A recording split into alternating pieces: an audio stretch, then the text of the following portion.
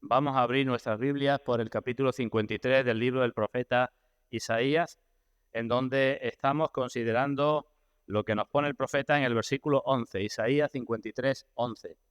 Siempre que nos reunimos, pues debemos hacerlo con gratitud al Señor, con gozo en el Señor, pero especialmente cuando nos reunimos para hablar del Evangelio. Lo hacemos con bastante frecuencia, ¿verdad? Pero normalmente nos centramos más en la obra y la persona del Señor Jesucristo cuando, como hoy, pues nos disponemos a tomar del pan y del vino.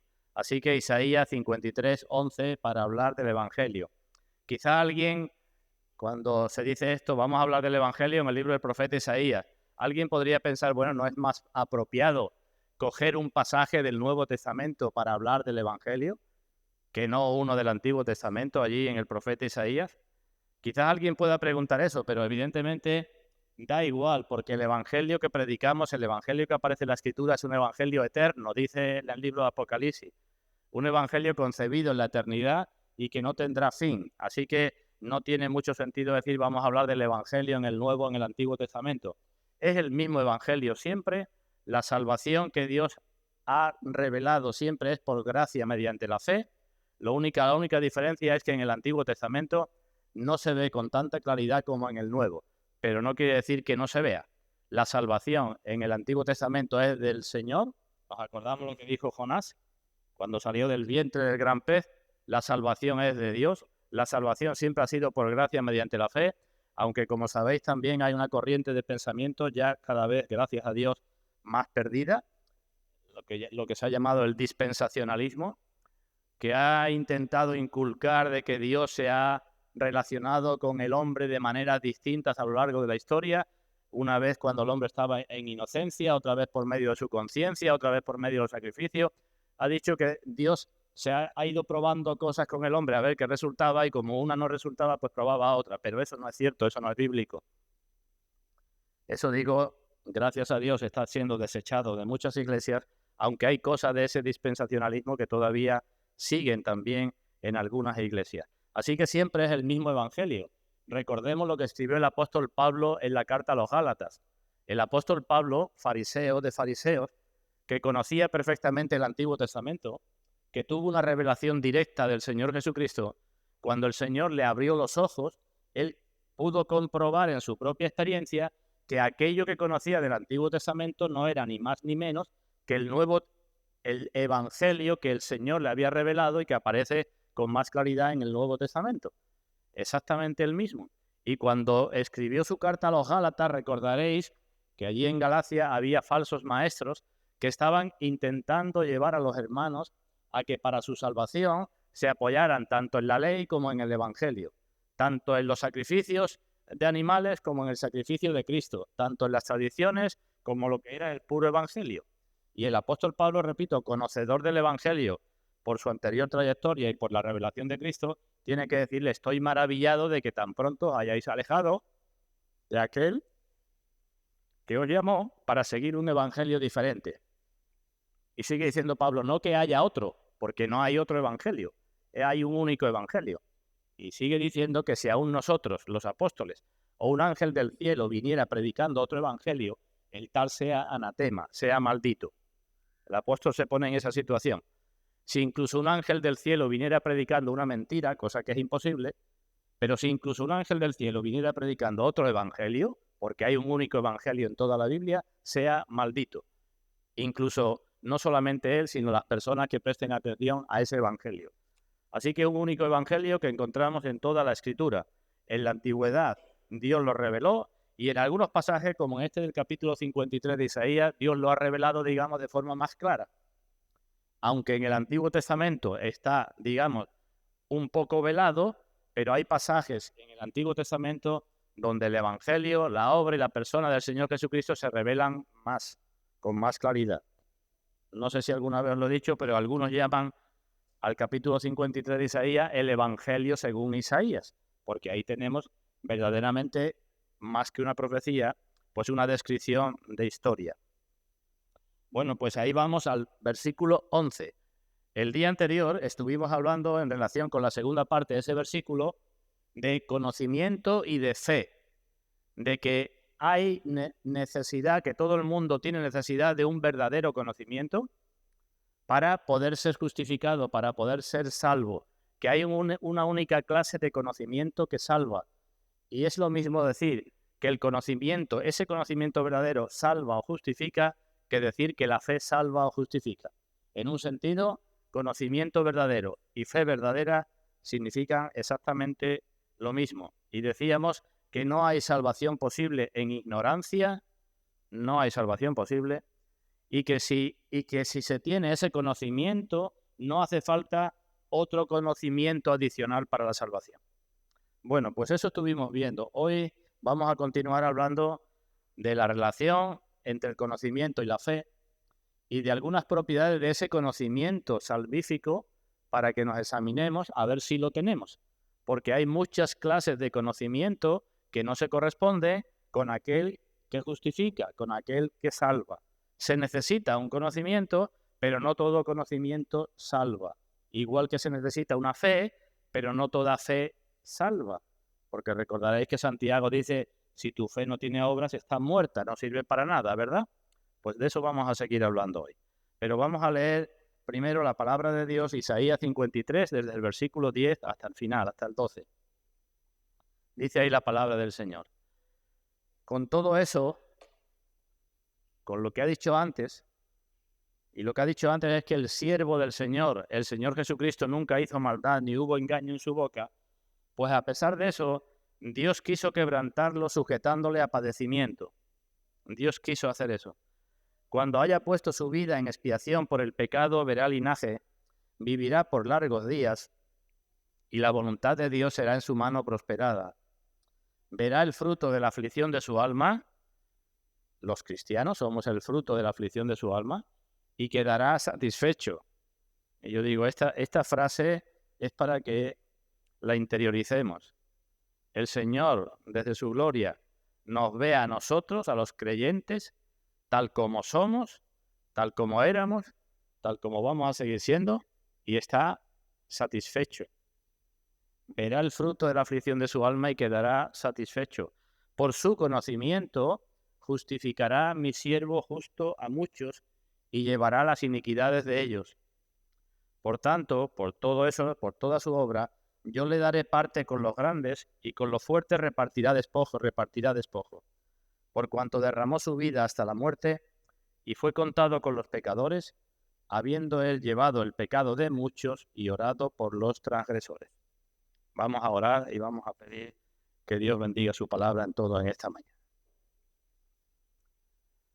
Padre nuestro, como decimos, venimos ante ti, estamos ante tu presencia con gratitud en nuestros corazones y deberíamos y nos gustaría estar con mucho más gozo del que probablemente estemos o tengamos en esta mañana.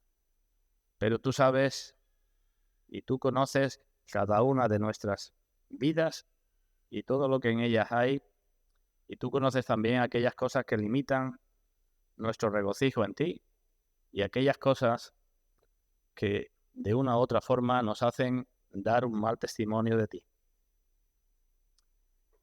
Y venimos ante ti y te pedimos perdón por esa falta nuestra y pedimos que tu Santo Espíritu nos ayude en esta mañana porque hablamos de tu conocimiento, cosas para las que nadie es suficiente y cosas que solamente reconocemos que se puede alcanzar si tú te das a conocer. Porque ¿quién puede conocerte a ti, el Dios infinito, si tú no te revelas? Y puesto que todos los presentes estamos a distintos niveles de experiencia contigo, de conocimiento de tu palabra, de conocimiento experimental en nuestras vidas, como somos como una clase desde niños pequeños hasta quizás universitarios, acudimos a ti porque solo tú eres el único que puedes alumbrar el entendimiento de todos los presentes. Te pedimos que lo hagas con tu sabiduría y con tu poder, y que te pedimos que tengas misericordia de todos nosotros, los que te conocemos y los que no te conocen, para que ese conocimiento tuyo podamos llevarlo a la práctica y otras personas vean nuestras buenas obras y te glorifiquen a ti que estás en los cielos. En el nombre de nuestro Señor Jesucristo. Amén. Así que hablamos del conocimiento que salva, del conocimiento que salva. Por su conocimiento justificará mi siervo justo a muchos. Voy a seguir insistiendo en la relación entre el conocimiento y la fe y algunas características del conocimiento. Bueno, pues hablamos de fe y de conocimiento. Os hago una pregunta. ¿Qué es primero, la fe o el conocimiento?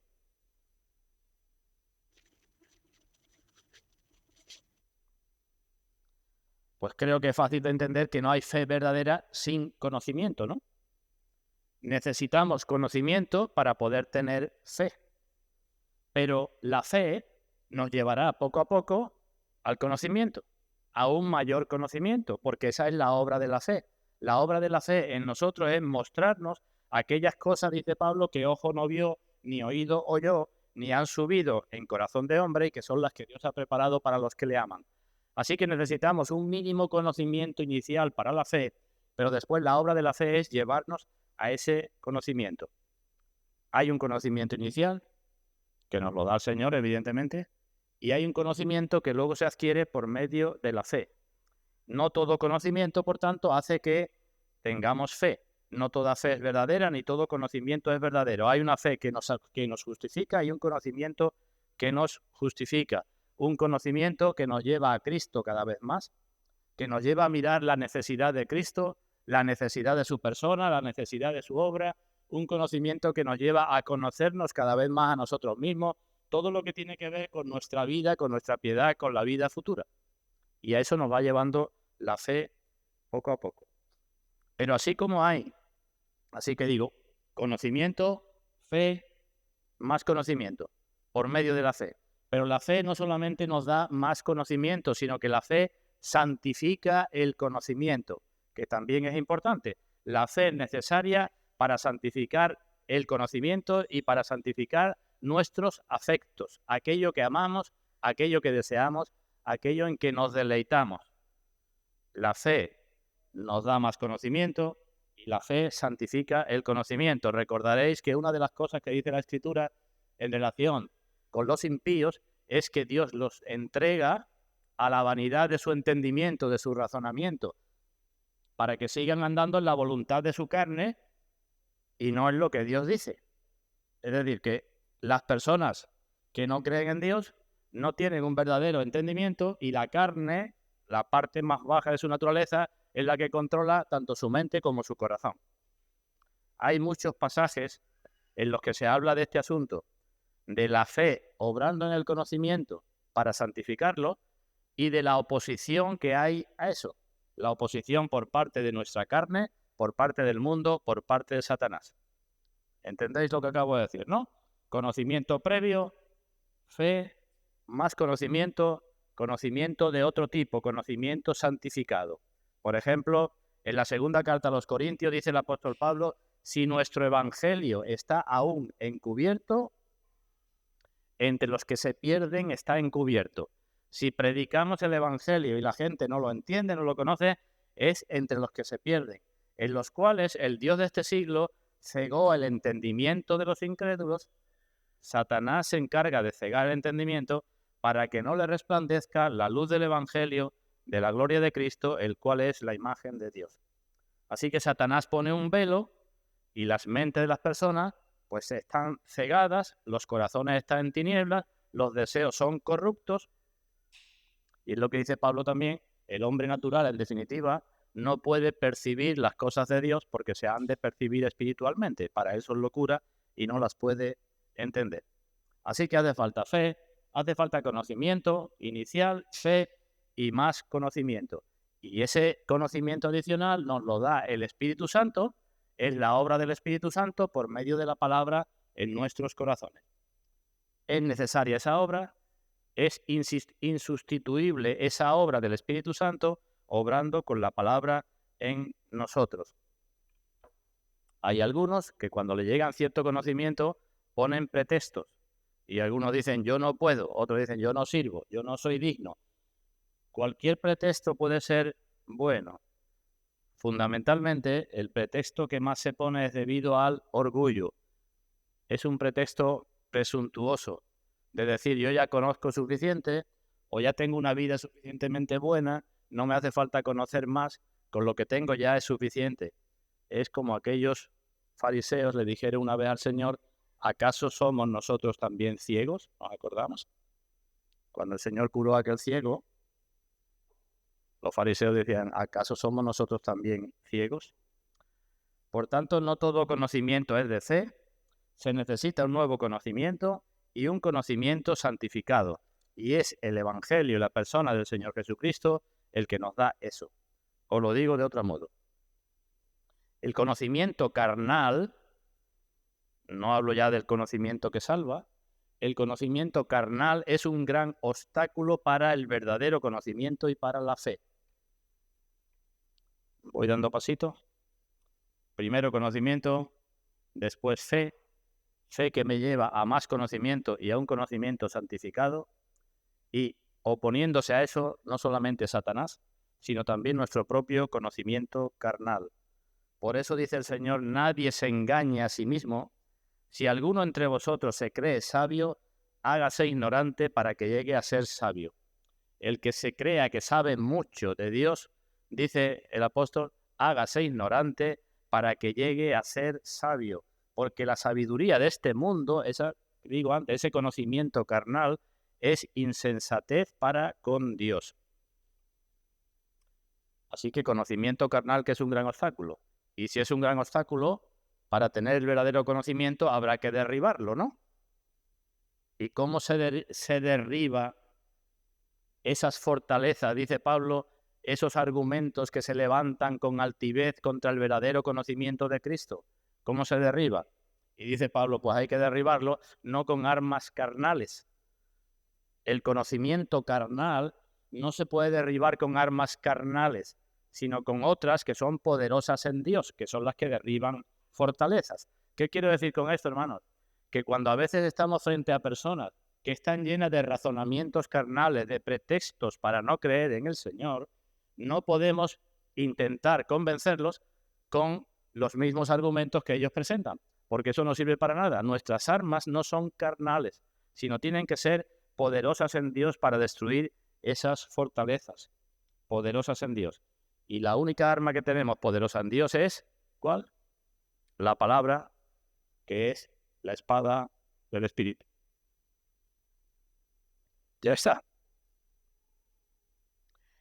Por esto también no hemos de desalentarnos cuando intentemos llevar el Evangelio a otras personas y veamos que por los argumentos más convincentes la persona pues no llega a convencerse. No hemos de desalentarnos por eso. Es necesario el don de la fe. Solamente con la gracia de Dios se pueden vencer tantos pensamientos corruptos o tantos pensamientos que sirven para que la persona se justifique a sí misma o tantas otras cosas. O lo digo de otra manera. Hay una diferencia fundamental entre el verdadero conocimiento. Cuando digo conocimiento digo lo mismo que fe. Entendamos esto. Verdadera fe es sinónimo de verdadero conocimiento. Pues hay una diferencia fundamental entre el verdadero conocimiento y el que podemos llamar conocimiento presuntuoso. El que cree que ya sabe mucho. La presunción, el que cree que sabe mucho, la presunción es hija de las tinieblas, mientras que el verdadero conocimiento es hijo de la luz. La presunción envanece, es orgullosa. ¿Nos acordamos? El conocimiento envanece, mientras que el verdadero conocimiento hace a la persona más humilde. La presunción no puede soportar la luz de la palabra de Dios. No dice, vamos a la ley y al testimonio, a ver qué es lo que dice. Mientras que el verdadero conocimiento se asienta, su fundamento está en la palabra de Dios. La presunción quiere el primer lugar, la primacía. Y Dios dice, ¿y quién te distingue? ¿O qué tienes que no hayas recibido? Mientras que la fe verdadera, el verdadero conocimiento es racional. La presunción habla de Cristo de una manera carnal. El verdadero conocimiento habla de Cristo buscando la gloria del Señor. La presunción hace que la persona sea cada vez más carnal. Cuanto más conocimiento, peor. La presunción. El verdadero conocimiento hace que la persona sea transformada de gloria en gloria como a la imagen del Señor. Así que la fe hace su obra en el conocimiento, proporciona un nuevo conocimiento, santifica el conocimiento y santifica también los afectos del corazón. Eso es lo que vemos en la conversión del apóstol Pablo, ¿verdad? Tuvo una revelación, conocimiento, tuvo una fe, la fe suya santificó todo su conocimiento y también sus afectos, su corazón, porque Pablo empezó a vivir de una manera completamente distinta. Así que fe y conocimiento verdadero. Y puesto que a todos nos interesa ver si tenemos o no ese conocimiento verdadero, pues diré algunas características de ese conocimiento, ¿vale? Vamos entonces con una segunda parte. Características del conocimiento que justifica, porque Isaías dice, por su conocimiento justificará a mi siervo justo a muchos. Pues primera característica del verdadero conocimiento. La primera característica es que considera las cosas, que piensa las cosas, el fundamento de la salvación y todo lo que implica. El verdadero conocimiento no es fruto de la precipitación. Levanta la mano y ya eres salvo. El que quiera recibir a Cristo, que lo reciba, o que haga esta pequeña oración y ya eres salvo. Eso no tiene nada que ver con el verdadero conocimiento. El verdadero conocimiento medita las cosas, considera las cosas y no procede ni de la precipitación ni de la ignorancia. Todas las personas podemos repetir cosas como loro, ¿verdad? A mí me dicen, ¿quieres ser salvo? Digo, sí. Pues haz esta oración conmigo. Y yo la hago y ya está, ya eres salvo. Eso no tiene nada de verdadero conocimiento. El verdadero conocimiento lleva a la persona a pensar seriamente en todas las cosas que corresponden a la salvación.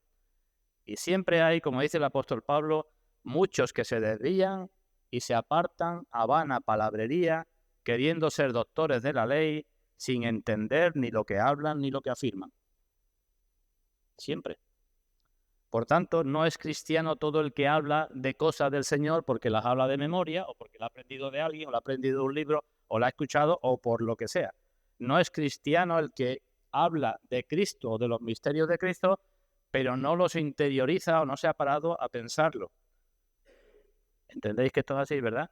Una persona, un pintor puede querer conocer a una persona para pintar un cuadro de ella, pero ¿conoce verdaderamente a la persona? ¿Es así como hemos de conocer los cristianos a Cristo?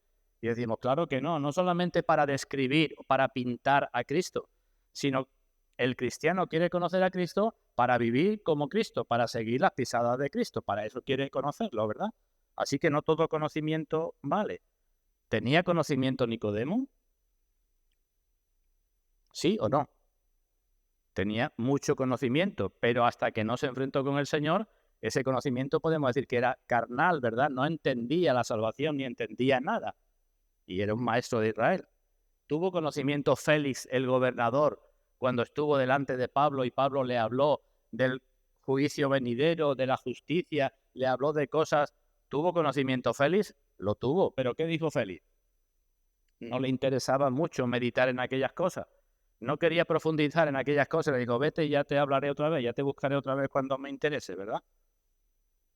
Pero en cambio, de la madre del Señor, y se elogia a la madre del Señor con esto, cuando el niño era pequeño y fue al templo y se decían muchas cosas acerca del niño, dice la Biblia que María guardaba esas cosas en su corazón, meditándolas en su corazón. Ese es el verdadero conocimiento, el que lleva a la persona a guardar, a meditar las cosas, y cuando funcionamos así es cuando la verdad obra en nuestras vidas. Así que no es algo precipitado.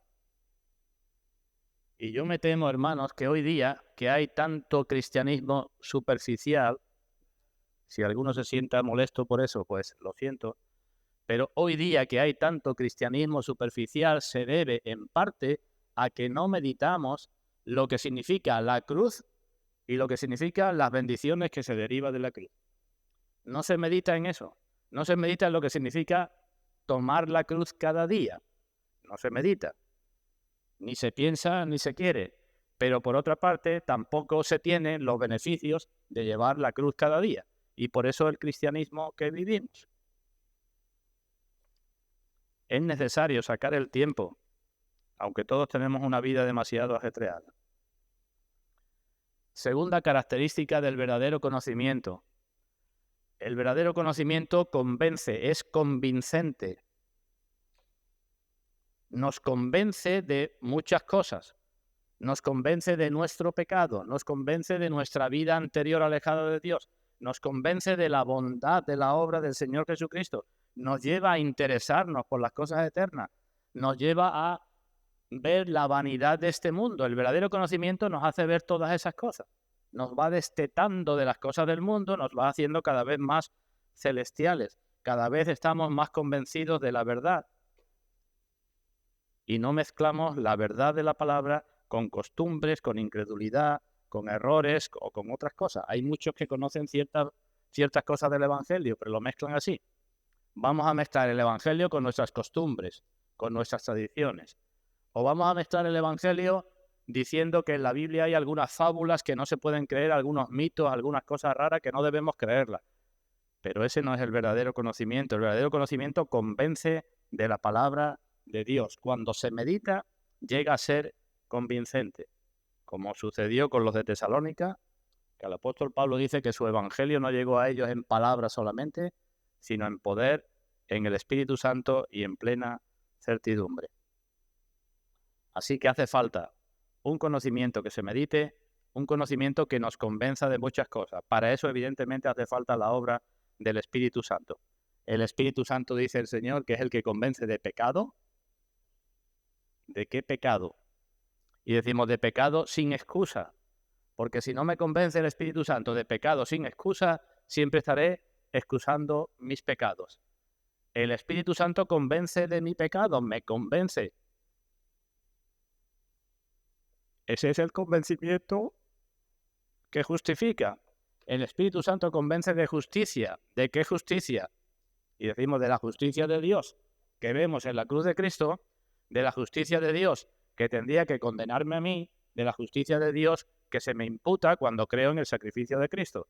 El Espíritu Santo convence de justicia y convence del juicio de Dios que también vemos en la cruz de Cristo. Así que primera característica que considera, la segunda que convence. Tercera característica. Aquí podía alargarme mucho, pero no quiero hacerlo. El verdadero conocimiento proporciona cosas en la vida. El verdadero conocimiento no es simplemente un conocimiento mental, sino que proporciona, por ejemplo, sabiduría, proporciona amor, proporciona discreción, proporciona prudencia. Eso proporciona el verdadero conocimiento. Hay personas que piensan que conocen mucho o que saben mucho, pero su sabiduría, como dice Santiago, es terrenal, animal y diabólica. Y decimos, ¿por qué? Porque su conocimiento le sirve para estar siempre con celos y contención y contiendas y problemas. Pero esa no es la sabiduría que procede de lo alto. Ese no es el conocimiento que procede de lo alto. A muchas personas les falta prudencia en sus decisiones. ¿Por qué? Porque no tienen ese conocimiento salvífico. A muchas personas les falta dirección en sus vidas. ¿Por qué? Decimos, por la misma cosa. El verdadero conocimiento se aprecia en las personas por los fines que persigue la persona y por la conducta de la persona. Es como el viejo refrán que dice, dime con quién andas, o mejor, dime cómo andas, y te diré quién eres, ¿verdad? Pues cuando yo sepa cuáles son los fines en tu vida, y cómo es tu conducta, yo podré decir si tienes o no verdadero conocimiento. No podemos juzgar el corazón de las personas, pero el Señor sí dice que el árbol bueno da frutos buenos y que el árbol malo no da buenos frutos, ¿verdad? Así que por los fines que tiene la persona, ¿cuáles son los objetivos de tu vida? Hermano o hermana, ¿cuáles son los objetivos de tu vida? Hay unos objetivos que son lícitos, claro que son lícitos. Tener una familia, criar a los hijos, tener un buen trabajo, tener cierta estabilidad, tener muchas cosas, todo eso son lícitos, pero ¿ese es el objetivo de tu vida? Si esos son los objetivos de tu vida, te falta el conocimiento que justifica. El conocimiento que justifica lleva a la persona no solamente a hablar de Cristo, sino a glorificar a Cristo y a parecerse cada vez más a Cristo.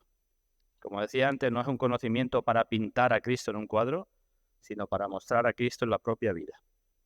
Así que un conocimiento que considera, que convence y que proporciona cosas. En cuarto lugar, cuarta característica, la digo rápida también, es un conocimiento que no solamente se queda en la cabeza, sino que influye en el corazón. Es un conocimiento afectivo, un conocimiento que produce impresión en los afectos, en los deseos, en lo que me gusta, en lo que me deleito. Ese es el verdadero conocimiento. Yo puedo conocer mucho de la Biblia, pero si me siguen gustando las mismas cosas y en las mismas cosas me deleito y las mismas cosas son las que busco, pues ese conocimiento no me sirve para nada, no es el conocimiento que justifica. Repito, el conocimiento no solamente es luz, es también calor. La luz del sol no solamente nos da luz, ¿verdad? Nos da también calor. Así que el verdadero conocimiento no solamente es en la cabeza, sino que es el corazón.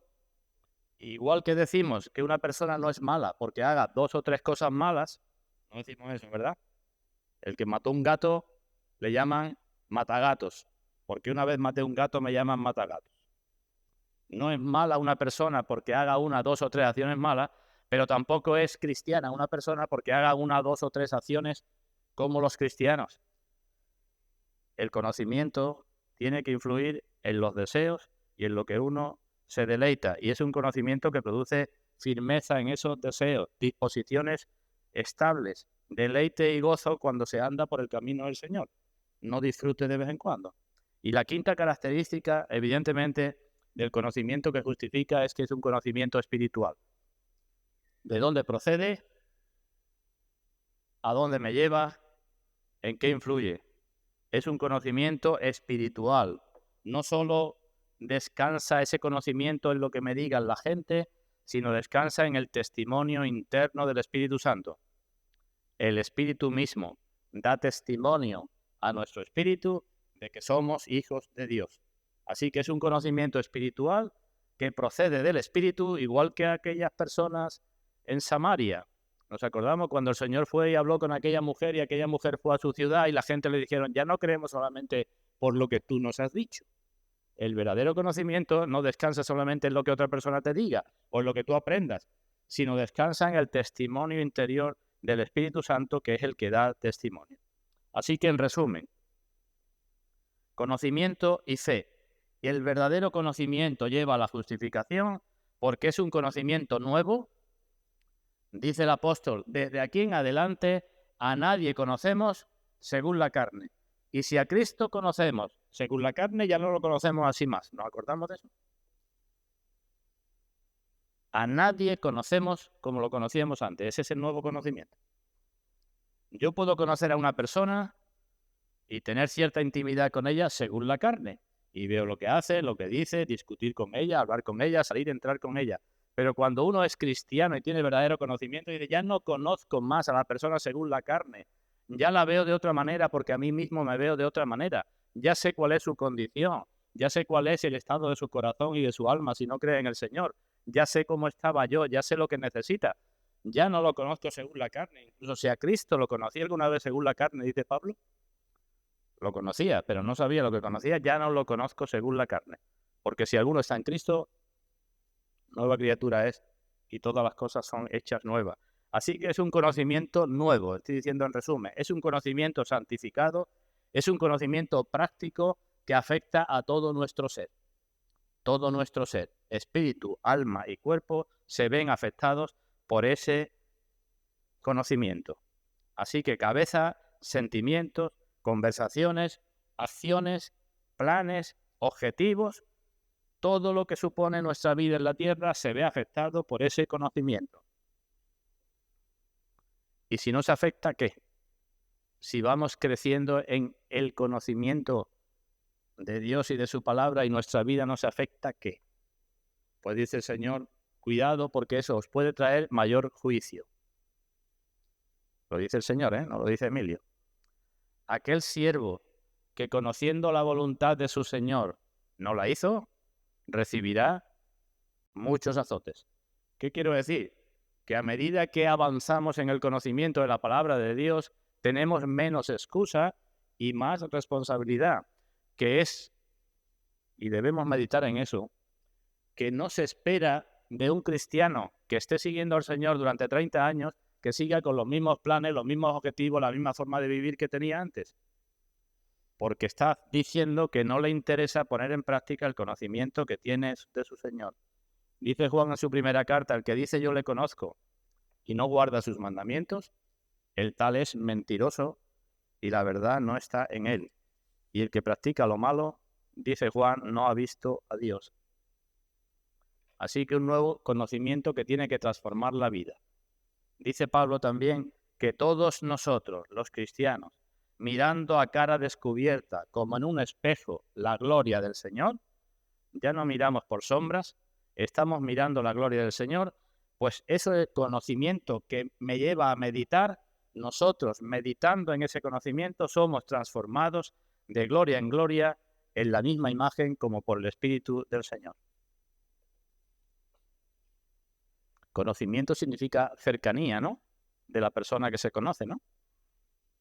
¿Se puede conocer a alguien sin que está cerca de ese alguien? Difícil, ¿verdad? Conocimiento significa cercanía. Y conocimiento de Dios significa cercanía de Dios. Y es imposible que el que esté cerca de Dios no crezca en santidad y en estas virtudes, en estas cosas que he estado diciendo antes. Es imposible que el que está cerca de Dios porque conoce a Dios, porque si no, no está cerca de Dios, no crezca, por ejemplo, en las virtudes que aparecen en las bienaventuranzas. Bienaventurados los pobres de espíritu, pero yo soy el más grande del mundo. Bienaventurados los que lloran, pero yo lloro cuando alguien me fastidia, pero no por mi pecado. Bienaventurados los limpios de corazón. Bienaventurados los pacificadores, pero yo siempre formando gresca. El verdadero conocimiento me lleva a ser bienaventurado en todos los sentidos, me tiene que llevar a mostrar el fruto del Espíritu, ¿verdad? Ese es el verdadero conocimiento, porque, repito, el verdadero conocimiento implica cercanía de la persona que se conoce. ¿Entendido eso? Por su conocimiento justificará mi siervo justo a muchos. Por esta clase de conocimiento, pues para no cansaros termino con dos aplicaciones. Una para hablar de la miseria de los que no tienen este conocimiento y otra aplicación para hablar de la necesidad que tenemos de crecer en ese conocimiento. Son aplicaciones fáciles de obtener, ¿verdad? Así que hablamos de la primera. El que no tiene ese conocimiento, ¿cómo dice la Biblia que está? Efesios capítulo 2. El que no tiene ese conocimiento está sin Dios, sin Cristo, sin esperanza, sin promesas, sin nada en el mundo. Así está. Eso es estar en la miseria, ¿verdad? Estar sin nada de lo que es fundamental para la vida, aunque tenga muchas cosas, porque ¿de qué le servirá al hombre que gane todo el mundo y pierda su alma, verdad? Que tengas todo el dinero, toda la posición y todos los honores, pero pierdes tu alma. Así que es una condición de miseria. La ignorancia de ese verdadero conocimiento es una condición de miseria, pero hemos de tener presente que a veces esa ignorancia es un juicio de Dios. Cuidado con eso, hermano. Dios muchas veces deja a las personas o somete a juicio a las personas cuando no quieren conocer la verdad. Cuando les llega una y otra vez el conocimiento de la verdad y no quieren conocer la verdad, y no quieren conocer, he dicho antes, significa no quieren amoldar sus vidas a la verdad que conocen. Dice la palabra que cuando uno no recibe el amor de la verdad para ser salvo, Dios les envía un poder engañoso para que crean la mentira. Eso es juicio de Dios. Así que hay una ignorancia que puede deberse a juicio de Dios. Pero dejo esa de lado y me meto con la ignorancia que puede deberse a la falta de medios, a la falta de los medios debidos o a la negligencia en usar los medios que ya se conocen. ¿Me seguís el hilo del razonamiento? La ignorancia que no lleva a justificación es una miseria. Esa ignorancia puede ser juicio de Dios, pero dejando el juicio de Dios, la ignorancia puede deberse a la falta de medios adecuados o a la dejadez para usar los medios que ya tengo y que ya conozco. vamos con eso. Esto es para que nos examinemos, ¿no? Para que no creamos que no tenemos nada que ver con estas cosas. Por lo menos tenemos que ver para tener compasión de aquellos que siguen en su ignorancia. Por lo menos eso, ¿verdad? Porque el Señor lloró cuando vio a Jerusalén diciendo, ay, Jerusalén, si conocieras lo que es para tu paz. Así que estas cosas debemos conocerlas por lo menos, si no para cambiar nuestra vida porque ya creemos que estamos bien, por lo menos para compadecernos de los que están en ignorancia. Bueno, pues, repito, la ignorancia es una gran miseria, porque si el Señor dice, bienaventurados vuestros ojos porque ven y vuestros oídos porque oyen, pues entonces le falta esa bienaventuranza, esa bendición a los que no ven ni oyen. Bueno, pues ¿por qué a alguna gente le faltan los medios? Ignorancia por falta de medios. Porque no se les ha predicado, ¿verdad? La fe es por el oír la palabra de Dios. Y hay gente que permanece en ignorancia porque no se les predica la palabra de Dios, porque no se les ha predicado. ¿Y qué? ¿Qué siga esto? ¿Qué debe seguir? Porque si la ignorancia es una miseria y yo debo compadecerme de los que están en esa miseria, si soy cristiano tengo una enorme responsabilidad para llevarle a esas personas la palabra de Dios. Primera cosa, hay ignorancia por falta de medios, por falta de conocimiento, y somos los cristianos los que tenemos que llevar esa palabra. Otra cosa es que tengamos éxito o que no tengamos éxito. A todos nos gustaría tener éxito, ¿verdad? Cada vez que llevamos el Evangelio, pero en la mayoría de los casos nuestro trabajo, como dice Pablo, es en vano. Hay otras personas que conocen algo, pero como no son viciosas ni sus vidas son escandalosas, creen que están bien como están y entonces no quieren más. Ya con lo que saben tienen bastante. Pero el Señor dice que esa falta de conocimiento, ese conocimiento así, es igual que la desobediencia. Es desobediencia. Cuando venga el Señor en llama de fuego, dará retribución a los que no conocieron a Dios ni obedecen al Evangelio. Lo pone Pablo al mismo nivel. Vendrá el Señor en llama de fuego para dar retribución a los que no conocieron y a los que no obedecen. Así que los que no conocen porque creen que ya son buenos y tienen su propia justicia, es como si estuvieran desobedeciendo. Hay otros que tienen ya cierta religión, pero también tienen prejuicios y no quieren cambiar y le echan la culpa pues a quien sea. Quieren oír lo que quieren oír y oyen a los que le dicen lo que quieren oír. Y prefieren mejor que un ciego les esté guiando, aunque saben que si un ciego guía a otro ciego, los dos van a caer en el hoyo. Pero hay personas así. Ya conozco parte de la Escritura, no me digas la otra que me incide directamente en mi forma de vivir y déjame que hay otros que me digan las cosas que yo quiero escuchar. Es peligroso tener ese tipo de ceguera. En la antigüedad, dice Jeremías, en su época, que los profetas profetizaron mentira, los sacerdotes dirigían por manos de ellos, y mi pueblo así lo quiso. Y dice el profeta, ¿y qué haréis cuando llegue el fin? Los profetas profetizaban mentira, los sacerdotes hacían lo mismo, y el pueblo le gustaba eso. Así que puede haber ignorancia por falta de medios. Pero también hay una ignorancia cuando no se usan los medios que se tienen. Los medios que se tienen. Hoy tenemos muchos medios, ¿verdad? ¿No tenemos muchos medios para conocer la palabra? ¿Son lícitos que los usemos? Claro que sí. Pero hermano, hermana, no busques al predicador que te diga las cosas que tú quieres oír. Eso es peligroso. Porque hay medios y hay todo lo que se quiera. De cualquier cosa de la Biblia por internet, lo que se quiera.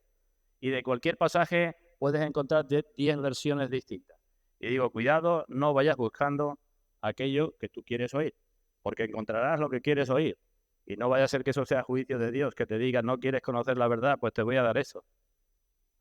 Cuidado con eso. El pecado se agrava cuando uno no usa los medios y las oportunidades que uno tiene. Si dice el Señor que aquellos que no conocen la palabra no tienen excusa frente a la voz de su conciencia, su propia conciencia los deja sin excusa, mucho menos excusa tendrán aquellos que ya conocen la palabra. Por tanto, hemos de examinarnos para que el Señor no nos diga lo que le dijo a Felipe: tanto tiempo hace que estoy con vosotros y aún no me conoces, Felipe. Eso es una acusación grave. Tanto tiempo hace que estoy contigo y todavía no me conoces, todavía no tienes este conocimiento que justifica, ese conocimiento nuevo que cambia la vida. Es triste que se diga lo que dice en la carta a los hebreos, que después de tanto tiempo ya debéis de ser maestros, pero tenéis necesidad de que se os dé leche, los primeros rudimentos de la palabra de Dios. Digo esto de forma más práctica. La falta de servicio al Señor, la falta de comunión con los hermanos, la falta de sobriedad en el comer, en el beber, la forma de vestir, la baja condición de santidad, los pocos deseos por glorificar a Dios, la falta de compromiso con la obra del Señor, todo eso muestra una ignorancia pecaminosa, una ignorancia voluntaria que es pecaminosa. Y todavía es peor cuando el conocimiento se quiere usar de forma ostentosa.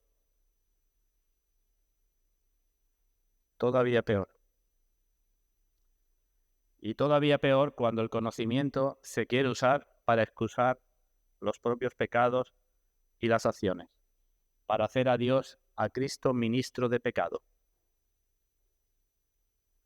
Conocimiento que justifique las malas obras. Dice Pablo: cuidado, no uséis la libertad como pretexto para la carne.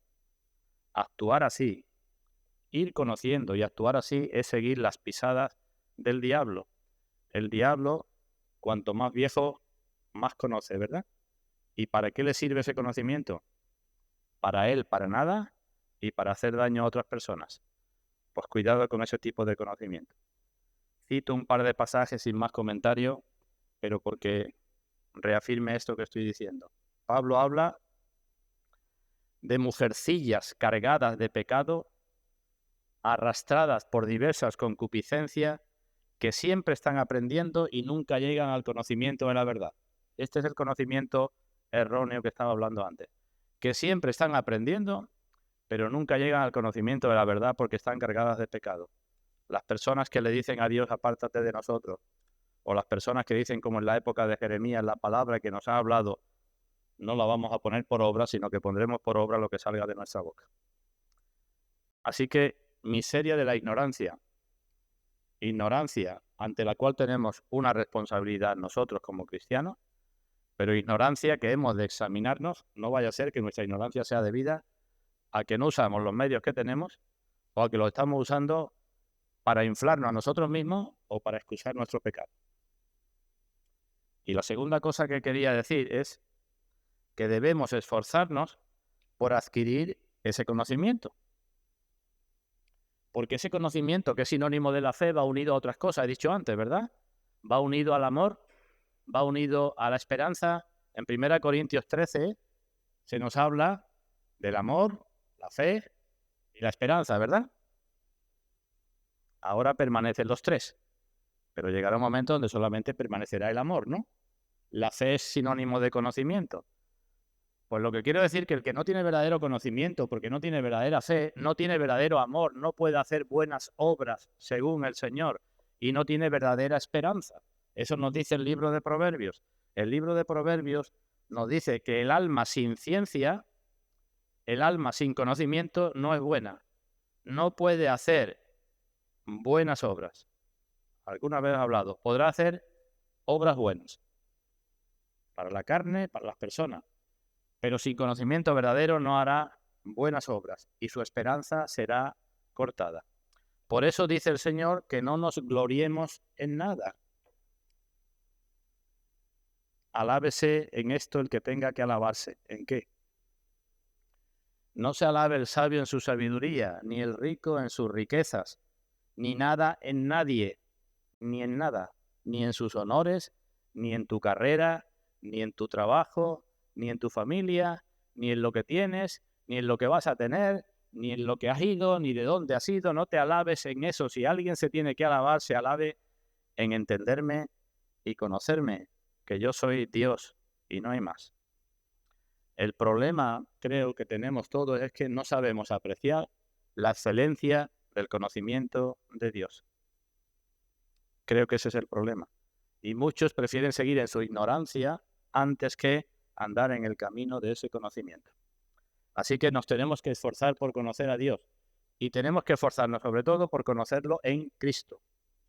El que me ha visto a mí, ha visto al Padre. Esta es la vida eterna, que te conozcan a ti, el único Dios verdadero, y a Jesucristo a quien has enviado. Así que nos tenemos que esforzar por conocer a Dios en Cristo, por conocer a Cristo, por seguir las pisadas de Cristo. Ese es el conocimiento que nos justifica, ¿verdad? ¿No dijo el Señor, el que me ha visto a mí, ha visto al Padre?